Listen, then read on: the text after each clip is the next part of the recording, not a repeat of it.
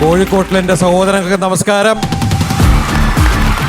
എന്നെ സംബന്ധിച്ച് കോഴിക്കോട് എന്ന് പറയുമ്പോൾ ഒരിക്കലും എൻ്റെ ജീവിതത്തിൽ മറക്കാൻ പറ്റാത്ത ഒരു നാടാണ്.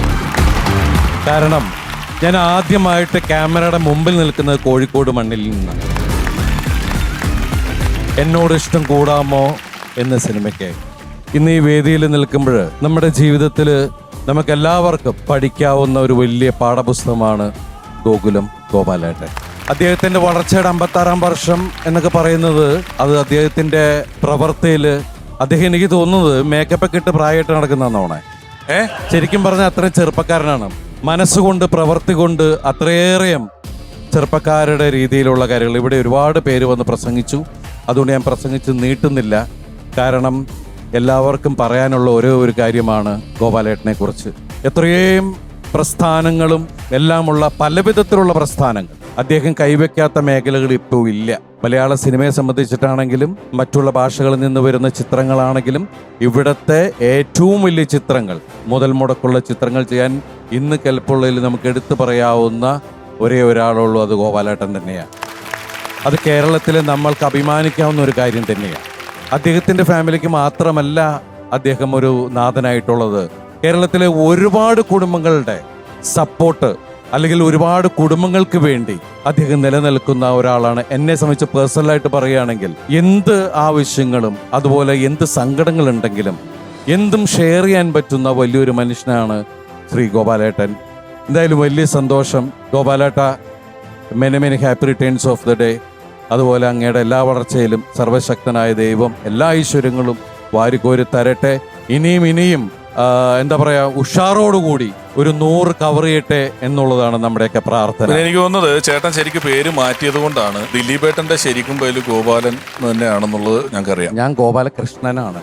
എന്നാലും ആദ്യത്തെ 3 വർഷം ഗോകുലം ഗോപാലൻ, ഗോകുലം ഗോപാലൻ, ഗോപാലകൃഷ്ണൻ. അതെ, ഒരുപാട് സാമ്യമുണ്ട്. ഗോകുലം ഗോപാലകൃഷ്ണൻ പ്രശ്നം കഴിഞ്ഞല്ലേ? അല്ല, അത് പുള്ളി സമ്മതിക്കൂല. പുള്ളി മാത്രം ഉണ്ടാക്കിയെടുത്ത ഒരു ബ്രാൻഡാണ് അത്. റീമി ഇപ്പൊ എന്തായാലും ബർത്ത്ഡേക്ക് ചേട്ടനെയും കൂടെ ബർത്ത്ഡേ ആണല്ലോ അല്ലേ? അപ്പം ദിലീപേട്ടന്റെ കൂടെ പിറന്നാളാണ്. നമുക്കൊരു ഹാപ്പി ബർത്ത്ഡേ കഴിഞ്ഞ് നമുക്ക് ദിലീപേട്ടന് കൊടുക്കാം അല്ലേ? അപ്പൊ ഒരു thank you so much.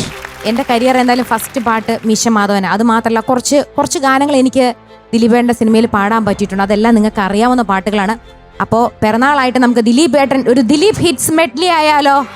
Reemi, അതിന് മുമ്പ് പാട്ടിലോട്ട് കിടന്നതിന് ഒരു ഒറ്റ കാര്യം, ഞാൻ വീഡിയോ പോലുള്ള ഒരു സിനിമ ഇടും. അത് ഏത് സിനിമ എന്ന് പറഞ്ഞാലേ റീമിക്ക് പാടാനുള്ള അധികാരമുള്ളൂ. ഇത് ഏതാണ്? ഇത് ഇടി ബി വീട്. ഏതാണ്? അതിഥിക്കോ അന്നയ്ക്കോ ആർക്കെങ്കിലും കിട്ടിയോ? കൈപ്പത്തി. ഏതാണ്? പഞ്ചാബി ഹൗസ് ചുമല ടീഷർട്ട് കലകേടാ. നിങ്ങളുടെ കന്നഡ നന്നായിരിക്കുന്നത്. Punjabi punch B house. ഓ പഞ്ച്. ഓ അത് കലക്കി. വിഷു. എനിക്ക് ഇങ്ങനത്തെ ചോദിക്കാൻ അറിയാം, പക്ഷെ ഉത്തരം ഭയങ്കര ബുദ്ധിമുട്ടാ. ഒരെണ്ണം കൂടെ ഇടാം. ഇതും കൂടെ കഴിഞ്ഞിട്ട് ഞാൻ കണ്ടുപിടിക്കും. അരി കാക്ക ഇരട്ടകൾ. ഹണി റോസ് ഒക്കെ കാറി കൂന്നു. എന്താ ഹണി? രക്ഷിക്കൂ. വെള്ളരിപ്രാവിന്റെ ചങ്ങാതി. ഹണി റോസ് പറഞ്ഞേനെ. പിന്നെ വന്നിട്ടുണ്ടല്ലോ. പിന്നെ വന്നാ പോലീസ് പവി കെയർടേക്കർ അല്ല. ഇത് അതിഥി രവി പറയുന്നതായിരിക്കും. അതിഥി വരൂ. അല്ല റീമി എന്തെങ്കിലും പറഞ്ഞ അലമ്പുണ്ടാക്കും. ഇൻസ്പെക്ടർ ഗരുഡൻ. അതിഥി. ഇതാണ് അതിഥി ദേവോ ഭവ എന്ന് പറയുന്നത്. ശരി, ഇനി റീമി പഠിക്കും. ആദ്യം അവര് തമ്മിലാണ് അത് കമ്മ്യൂണിക്കേറ്റ് ചെയ്തത് നേരത്തെ, വെള്ളരിപ്രാവിന്റെ അല്ലേ? അപ്പൊ പാടിലോട്ട് പോ അല്ലേ? ഈ ഗോപാലേട്ടൻ നമുക്കുമ്മ തരാൻ വരൂല്ലേ? അല്ല, എനിക്ക് സംശയം. 4-5 പേർക്ക് ഉമ്മ കൊടുത്തു. ആര്? ഗോപാലേട്ടനോ? ആ കൊച്ചിന് ഉമ്മ വയ്ക്കാൻ വേണ്ടിട്ട് 5 പേർക്ക് ഉമ്മ കൊടുത്തേ. സാറിന് ഒരു ചെറിയൊരു കൺഫ്യൂഷൻ ഉണ്ട്. നിങ്ങൾ പറയണം, ഗിഫ്റ്റ് കൊടുക്കുന്നതാണോ അതോ ഉമ്മ കൊടുക്കുന്നതാണോ കൂടുതൽ വാല്യൂ? ഗിഫ്റ്റ് എന്ന് പറയുന്നവർ കൈബന്ധിക്കണം. Okay, gift. ഉമ്മ, കിസ്. സർ ഉമ്മ കൊടുക്കണം. And to give a kiss. ഓ, ഫസ്റ്റ് ജയേട്ടനുള്ളതാണ്, പിഷേട്ടനുള്ളതാണ്. ആൻഡ് ടു നിവിൻ ചേട്ടൻ ഓടി വന്നിട്ട് എനിക്കൊന്ന്. എല്ലാരും ക്യൂവിലാണ്. നിങ്ങൾ ക്യൂവിലാണ്. ഇനി ആർക്കെങ്കിലും വേണോ? സർ ഞങ്ങള് സ്വീകരിക്കും മകളെ. ഇനി ആർക്കെങ്കിലും വേണോ? വേണമെങ്കിൽ ഇപ്പൊ പറയണോ കേട്ടോ. ഈ ഓഫർ എപ്പോഴും ഇല്ല. എനിക്കൊരു ഉമ്മ എന്താ? ഗോപാലേട്ടാ പറഞ്ഞ ഒരു മൂട്.